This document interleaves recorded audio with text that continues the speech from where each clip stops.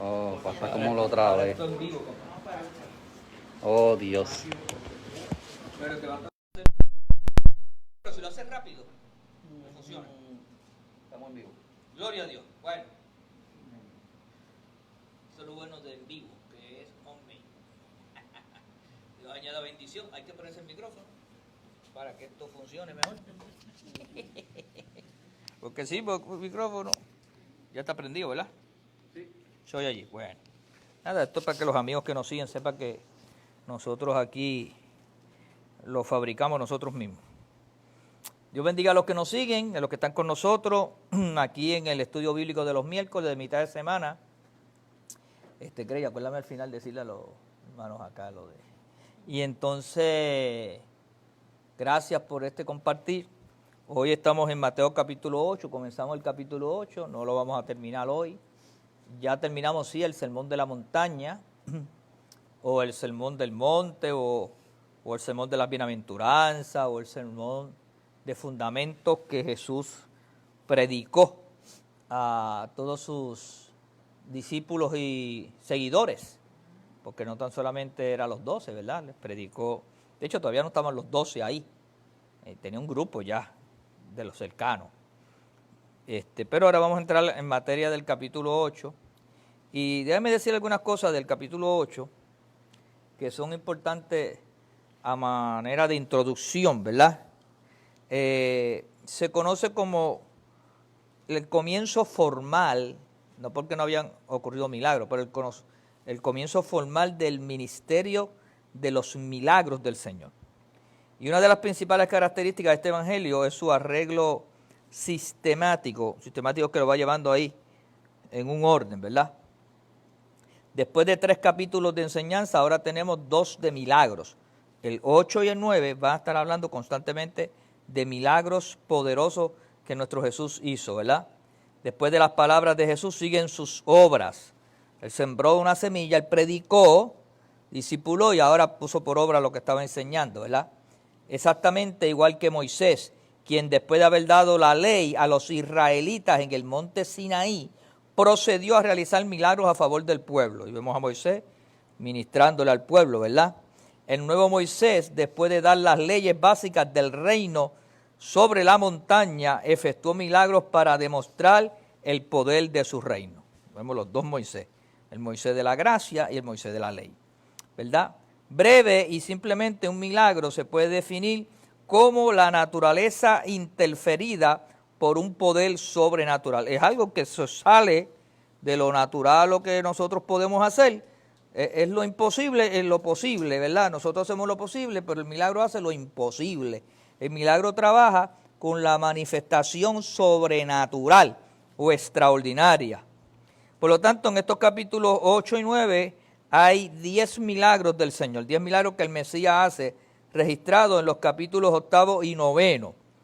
La pasión de Mateo por el arreglo sistemático se demuestra más todavía al agrupar los incidentes en estos 2 capítulos. O sea, es como si el escritor fue el que los quiso presentar de esa manera sistemática, porque Marco y Lucas hablan de los mismos milagros, pero no necesariamente tan ordenados, sistemáticos, o en capítulos no necesariamente uno detrás del otro, ¿verdad?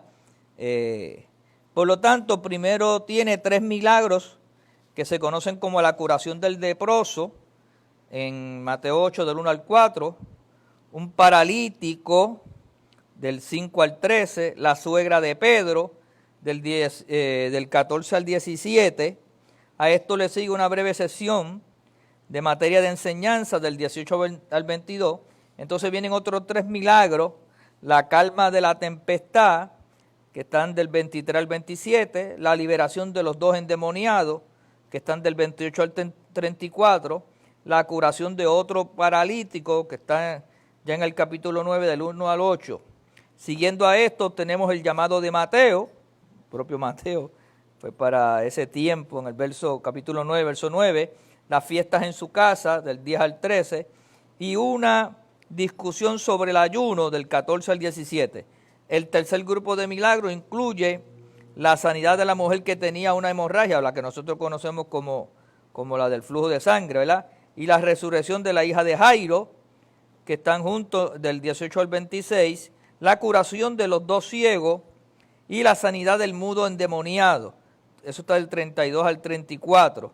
A esto sigue una declaración sumaria de que Jesús iba por toda Galilea enseñando, predicando y sanando. Y también hay una nota sobre la necesidad de obreros para la mies. De los 10 milagros relatados en estos capítulos, 9 son de sanidad divina, sanidad del cuerpo, perdón. Y uno sobre la naturaleza, que es cuando se calma la tempestad. Jesús demostró su autoridad divina sobre la enfermedad, la muerte, los demonios y los sistemas del clima. En este caso una tormenta, ¿verdad? Que se ve ahí. Básicamente esa es la parte introductoria de todo lo que vamos a ver. El capítulo 8, que es el que vamos a empezar a entrar en detalle, el verso del 1 al 4, esta misma escritura o esta misma historia está en Marcos 1 del 40 al 45 y en Lucas 5 del 12 al 16. Recuerde que estos son evangelios sinópticos, pero cada uno lo relata según su costumbre, su cultura, su experiencia, según lo escuchó, según la visión que tiene. Cuando descendió Jesús del monte, y ya sabemos de qué monte estamos hablando, ¿verdad? Del monte de las bienaventuranzas, de estas predicaciones, le seguía mucha gente. Y aquí vino un leproso y se postró ante él, diciendo, Señor, si quieres, puedes limpiarme. Y nosotros vemos la cosa así, cuando lo discutamos ahora a profundidad, entendemos las situaciones de higiene, las situaciones de cultura, las situaciones de los protocolos, para ver por qué las cosas no se dan en un vacío, ¿verdad? Entonces se postró ante él y hizo esa exclamación. Jesús extendió la mano y le tocó, diciendo, quiero ser limpio. Y al instante su lepra desapareció. Entonces Jesús le dijo, mira, no lo digas a nadie, sino ve, muéstrate al sacerdote y presenta la ofrenda que ordenó Moisés para testimonio a ellos. Pero hay bastantes cosas que decir sobre esa experiencia. Vamos a explicarla, ¿verdad? Un interesante ejemplo de la diferencia del estilo de estos 3 evangelios sinópticos y sin embargo con idénticos significados en el caso que nos ocupa. Mateo dice que vino un leproso y se postró ante él. Así Mateo lo ve, ¿verdad? Marcos dice, rogándole e hincada la rodilla. Y Lucas se postró con él en tierra y le rogó. Los 3 escritores usan bastante libertad al referirse a los mismos hechos, como podría esperarse, pero cada uno lo enfoca según lo escuchó. Lucas lo escucha de lo que le narra, ¿verdad? Pedro, ¿verdad? En este caso. Cuando Jesús le tocó, él contrajo la corrupción ceremonial, porque tú no podías tocar a un leproso. De hecho, un leproso no podía acercarse a la comunidad. O sea que este leproso violó la ley ceremonial y puso en riesgo la salud de la gente allí. Pero estaban tan enfocados en lo que Jesús hacía que todo el mundo como que quiso que eso ocurriera, porque no se ve nadie haciendo ningún alegato, ¿verdad? En la situación, estaba permisible. Entonces, Jesús fue contra la corrupción ceremonial según la ley, empero y merced a su poder, la lepra desapareció. O sea que Jesús no tuvo reparo en tocarlo. Violó, pero demostró sensibilidad, empatía, amor, misericordia. Y estaba seguro de sí mismo que él tenía el poder para sanarlo. De hecho, lo sanó. Y entonces, dice que los versos, de hecho, y Jesús lo que tenía su mano y le tocó diciendo, quiero ser limpio. Y al instante, o sea que la gente vio que una transformación en la piel. Y tú sabes que un leproso hasta los dedos se le están cayendo, la sangre está en carne, la piel está en carne viva, y eso empezó ahí a ponerse sano, normal, ¿verdad? Por lo tanto, la buena voluntad del amor, con estos 3 puntos, representa que el temor del hombre sí quiere. El hombre viene y dice, si quiere, vino con reverencia, con suplicando. La fe del hombre, puedes limpiarme. Si tú quieres, tú puedes, ¿sabes? Reconoció que Jesús podía. Y la acción del maestro, quiero, se limpio. Vemos ahí entonces la buena voluntad del amor. Eso es una escena de amor. Cristo ordenó al hombre sanado que se presentara al sacerdote para que fuese declarado limpio oficialmente, según el ritual de la ley ceremonial de Levítico capítulo 14, del 1 al 52. Ahí estaban las ordenanzas, cómo se trataban los problemas de aquella epidemia que hubo en algún tiempo de la lepra. Por lo tanto, para testimonio a ellos se refiere a los sacerdotes porque Jesús ya había dado la orden, no lo digas a nadie. Claro, en otros evangelios se ve que el hombre no siguió, el hombre se fue por allí gritándolo y más gente vino a donde estaba Jesús. Pero la realidad era que él se iba a presentar al sacerdote y tenía que presentarse no tan solamente para que el sacerdote lo diera de alta, porque el reconocimiento oficial, sino que tenía que traer unas ofrendas de purificación. Y eran varias ofrendas. Esto era un acto y lo purificaban y daban fe de que estaba sano para reintegrarlo a la sociedad. O sea que él pasó por ese protocolo y Jesús honró como una medida correcta el protocolo en ese punto, en esa situación, ¿verdad? Luego vamos al verso 5 para que veamos otro milagro más. Estando Jesús en Capernaum, vino a él un centurión rogándole y diciendo, Señor, mi criado está postrado en casa, paralítico, gravemente atormentado. Ahí está toda la descripción de la situación. Jesús le dijo, yo iré y le sanaré. Voy a ir a tu casa y lo voy a sanar. Respondiendo el centurión y dijo, Señor, no soy digno de que entres bajo mi techo, solamente di la palabra y mi criado sanará. Porque también yo soy hombre bajo autoridad y tengo bajo mis órdenes soldados, y digo a este, ve y va, y al otro, ven y viene, y a mi siervo haz esto y lo hace. Al oírlo Jesús se maravilló y dijo a los que le seguían, de cierto os digo, que ni aún en Israel he hallado tanta fe. Y yo os digo que vendrán muchos del oriente y del occidente y se sentarán con Abraham e Isaac y Jacob en el reino de los cielos, mas los hijos del reino serán echados a las tinieblas de afuera, allí será el lloro y el crujir de dientes. Entonces Jesús dijo al centurión, ve, y cómo creíste te sea hecho y su criado fue sanado en aquella misma hora. Ahora, Marcos nos relata este episodio, pero Marcos no relata este episodio, pero Lucas sí lo hace en el capítulo 7 del 1 al 10, o sea que Marcos omite esta experiencia. Sucedió que en Capernaum, donde Jesús había establecido su sede, allí en Galilea, Capernaum era un área perteneciente a Galilea, ¿verdad? Un centurión, que es un oficial a cargo de aproximadamente 100 soldados, en este caso romanos, acudió a Cristo, con una urgente necesidad. Uno de sus siervos, de sus servidores, a quien éste quería mucho, estaba postrado en casa, paralítico, indefenso, gravemente atormentado. Lucas dice que estaba enfermo y a punto de morir. O sea, había una condición de gravedad en su salud. Pero Jesús inmediatamente respondió, yo iré y le sanaré.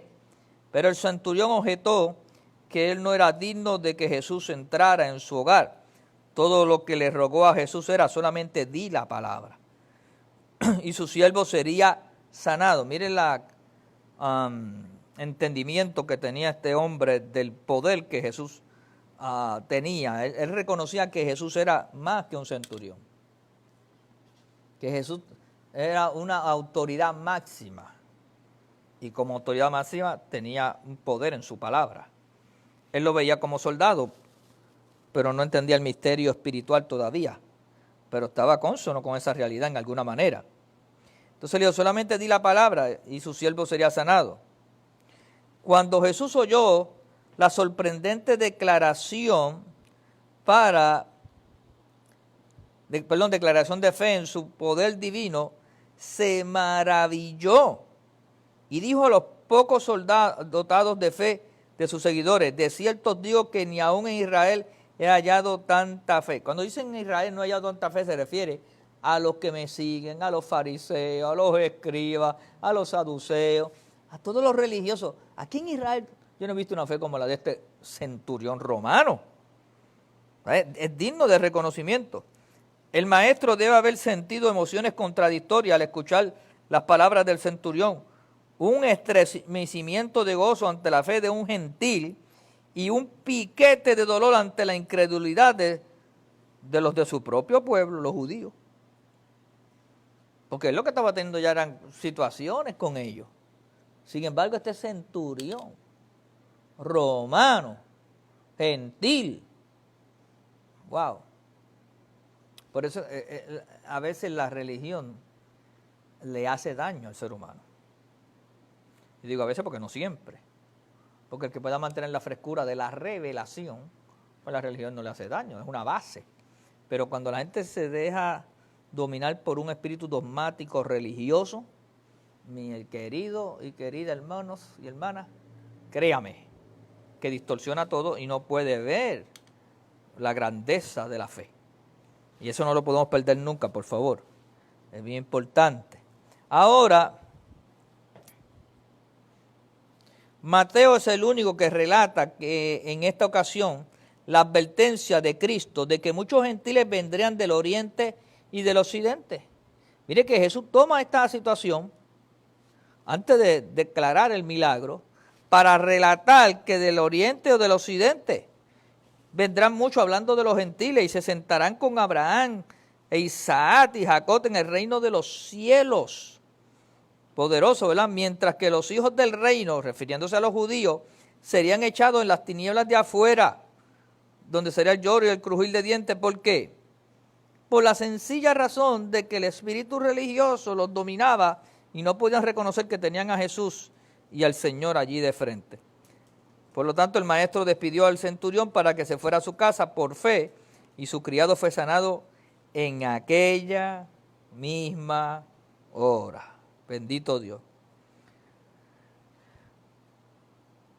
Superficialmente parece que Mateo y Lucas se contradijeran seriamente en su relato. Si nosotros vamos a Lucas 7, del 1 al 10, Lucas dice que el centurión mismo no llegó a la presencia de Jesús, sino que envió a unos ancianos de los judíos para que le hicieran la petición.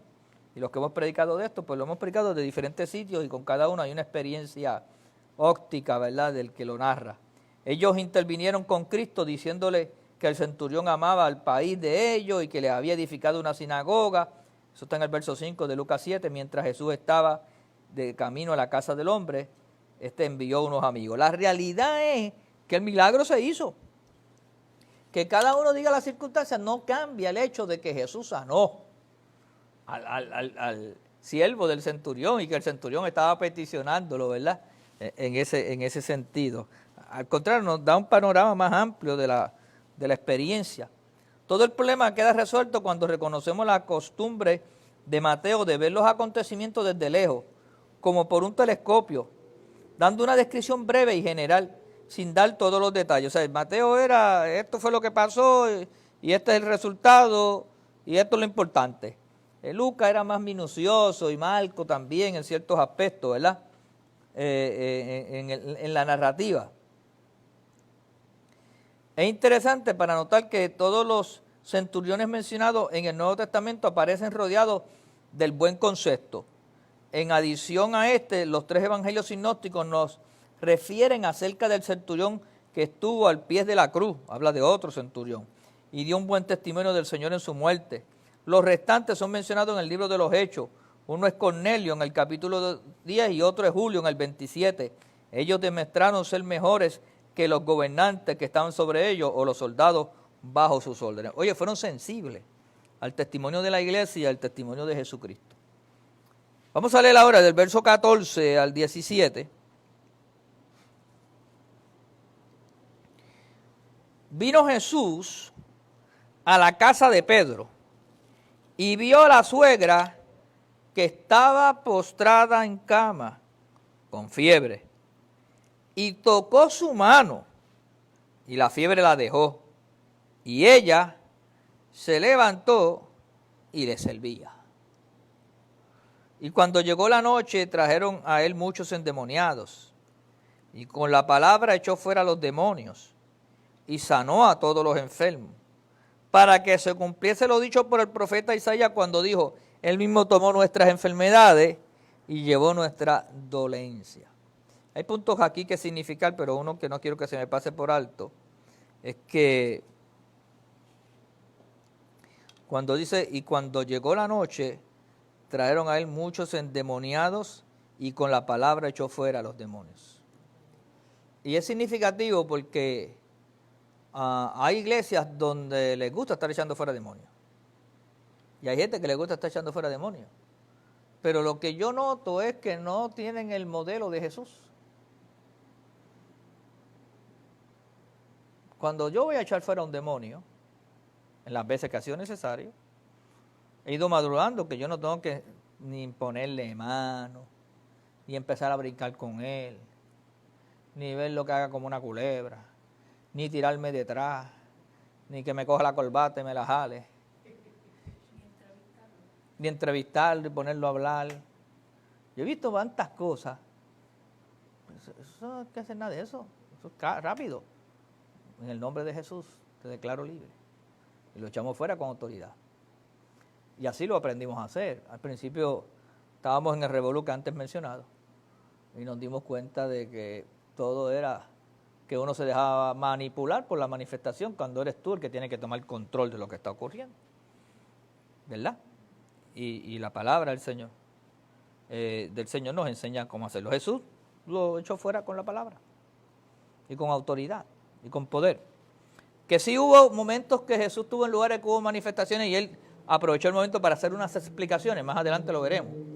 Pero eran sí momentos bien específicos para dar una enseñanza, ¿no? Pero tampoco permitió que hicieran lo que estaban haciendo, ¿verdad? Por lo tanto, este milagro se halla en relatos en los tres evangelios sinópticos, Marcos 1 del 29 al 34 y Lucas 4 del 38 al 41. Reconoce a Pedro que tenía una casa, tenía un lugar, que en esa casa vivía también su suegra, que Pedro tenía suegra. Porque yo he escuchado, ¿verdad?, relatos, ¿verdad?, de algunos otros lugares que quieren decir que no, que Pedro era, por eso era que era el Papa, porque no tenía suegra, no tenía... Oye, ni tanto, ¿verdad? No tanto. Pero Jesús tocó su mano y la fiebre la dejó. El hecho de que ella quedó inmediata y completamente sana queda demostrado por la declaración que dice, ella se levantó y le servía. Y entiendo yo que pues, les cocinó, o entiendo yo que los atendió con todos los protocolos que se hacían en aquella tiempo, que eran bastantes, ¿verdad? Desde lavado de piernas, de las caras y todo ese tipo de cosas.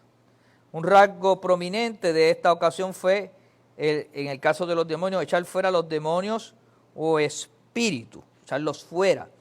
Típicamente Mateo cita un pasaje del Antiguo Testamento con la implicación de que se ha cumplido, él mismo tomó nuestras enfermedades y llevó nuestras dolencias. Y fíjese que esa escritura nosotros la mayoría de las veces la usamos en referencia profética o en referencia de que lo que Cristo hizo en la cruz. Pero antes de, maestro, yo ya lo había citado, diciendo que el mero hecho de Jesús estar en su ministerio terrenal, ya él llevó nuestras enfermedades.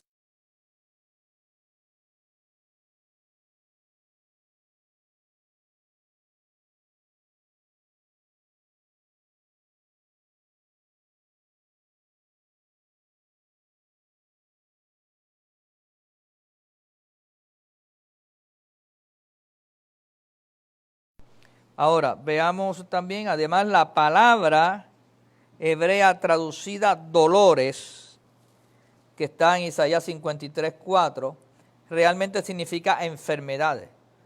Él llevó nuestras enfermedades, sufrió nuestros dolores, sufrió nuestras dolencias, sufrió nuestras enfermedades. Y así está traducido en todos los pasajes donde se encuentra. Filson, teólogo, nota además que tomó y llevó, tiene aquí un significado extraordinario de sacar o remover. Él nos liberó de la enfermedad, Él la removió, la sacó, la quitó. Si pudiéramos usar todavía con más énfasis esa palabra. Amén. Vamos a ver ahora del 18 al 22.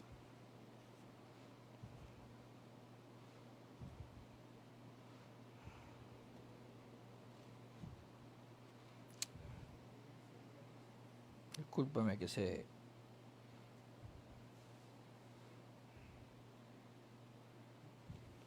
Dice, viéndose Jesús rodeado de mucha gente, y eso lo puede marcar, significa que Jesús estaba abrumado ya de tanta gente, no lo dejaban quieto, no lo dejaban descansar. Mandó a pasar al otro lado. La forma que utilizó para tener un tiempo de tranquilidad y sosiego es, váyanse al otro lado, yo voy ya mismo. Y vino un escriba y le dijo, un escriba es una persona que es un docto en la ley, era de los que interpretaba y anotaba, era un estudioso, ¿verdad?, de la ley. Y le dijo, maestro, te seguiré a donde quiera que vaya. Quería ser parte del ministerio del Señor. Jesús le dijo, las zorras tienen guarida y las aves del cielo nido, mas el Hijo del Hombre no tiene dónde recostar su cabeza. O sea, básicamente Jesús le está diciendo, el ministerio mío aquí es un ministerio de 3 años y medio, hay que hacerlo todo rápido, no va a haber mucha organización en términos de que esto va a ser a largo plazo, ni hay muchos lujos aquí. Por lo tanto, tiene que estar dispuesto al sacrificio. Entonces era lo que Jesús le estaba ministrando, porque Jesús era un trabajador incansable, porque sabía que tenía mucho tiempo, ¿verdad? Poco tiempo, para hacer toda la obra que tenía que hacer por delante. Ahora, en este primer lugar, fíjese que él dice, maestro, te seguiré. Jesús le dijo, las zorras tienen guarida y las aves del cielo, mas el Hijo del Hombre. Escuche bien esto, este es el primer lugar en San Mateo donde encontramos el título, el Hijo del Hombre. Y ese título que él mismo se lo auto impone o se identifica con él, aparece 83 veces en los evangelios, siempre en los labios de Jesús. Jesús era el que decía aquí el Hijo del Hombre, hablando del Hijo del Hombre. O sea que él se lo aplicó a él mismo. Fuera de los evangelios, la expresión el Hijo del Hombre con el artículo definido solo aparece en el Nuevo Testamento una vez en el libro de Hechos, en el capítulo 7 y el verso 56. Por lo tanto, un teólogo de apellido Manson encuentra una íntima correlación entre el Hijo de Dios, siervo de Dios, como lo ve Isaías, y el Hijo del Hombre. Ahora, luego vemos acto seguido aquí que dice, otro de sus discípulos le dijo, de sus seguidores, Señor, permíteme que vaya primero y entierre a mi padre. Jesús le dijo, sígueme y deja que los muertos entierren ¿a quién? A sus muertos. La realidad es que mucha gente cuando lee esa escritura se impresionan porque no conocen los aspectos de la idiosincrasia ni la cultura. Y no significa que Jesús estaba siendo poco empático o insensible con esta persona que dice, espérate, yo te quiero seguir, pero déjame ir a enterrarlo. Se murió mi papá, déjame ir a enterrarlo. No significa eso. El enterramiento en aquel entonces era muy serio.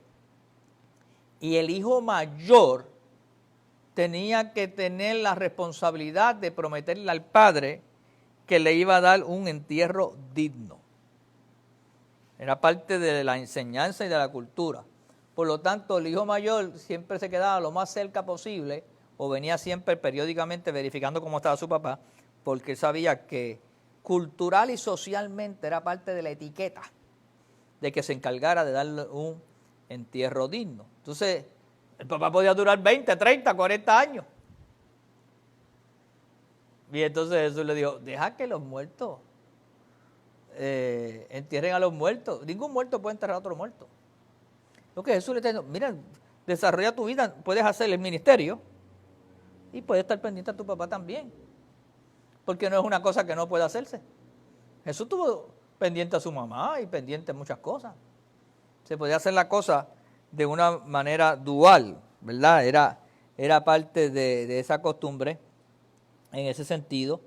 Y habían otras costumbres parecidas en ese entonces que también los hombres a veces preguntaban y pedían sobre esa situación. En Palestina se exigía que la persona que fuera sepultada el día de su deceso, es probable que el padre de ese discípulo viviera muchos años más, pero este discípulo, como hijo mayor, así se implica aquí, estaba obligado a preocuparse de que cuando su padre falleciera tuviera un entierro digno. Jesús le informó que había un negocio de mayor importancia para cuidar. Los muertos espirituales podían enterrar a los suyos que habían muerto. Y también pues pasaba con otras actividades, ¿verdad? Que la gente, pues por costumbre en aquel entonces, ellos tenían como una prioridad social, pero no necesariamente tenían que haber dejado sin poder hacer la otra cosa. Nada, los milagros siguen, ya nos quedamos ahí, nosotros vamos a seguir del verso 23 en adelante, ya la próxima semana, viendo los milagros del Señor, pero todos estos 2 capítulos van a ser milagros y manifestaciones, uno que otro consejo, ve como ahora que estamos viendo un consejo ahí, y eso pues tiene aplicabilidad a nuestro tiempo también, ¿sabe? Hay cosas que nosotros culturalmente nos afanamos cuando, mire, son cuestiones culturales, no es que las dejemos de hacer, pero tampoco la pongamos de excusa para no hacer la obra del Señor o para no asumir responsabilidades en la vida, que realmente no honran a Dios ni son prácticas en la vida, ¿verdad?, que tenemos por delante. Pero que Dios añada bendición a su palabra. Damos gracias al Señor. Espero que te edifique. Nada, si entraste tarde a ver el estudio bíblico y quieres verlo completo, pues eso está grabado ahí. Puedes entrar a nuestra página de YouTube o a esta misma página de Ricky Rosado y ahí están todos los estudios bíblicos, en la página de la iglesia también, de Fe y Gracia, y pueden ver todos esos estudios, ir estudiando. Nosotros tenemos el libro de Juan completo y el libro de Mateo, que estamos ahora estudiando. Que Dios añada bendición. Nosotros, los hermanos de la casa y los que nos siguen por el live, ofrendamos. Hay una manera de hacerlo, vaya a la página de Iglesia Fe y Gracia de Bayamón o a través de ATH Móvil como CFC Fe y Gracia, CFC Fe y Gracia, y puede ofrendar. Nada, nos veremos el domingo que en el servicio y que Dios añada bendición a su palabra y a tu vida. Sean más que bendecidos. Gracias por escucharnos.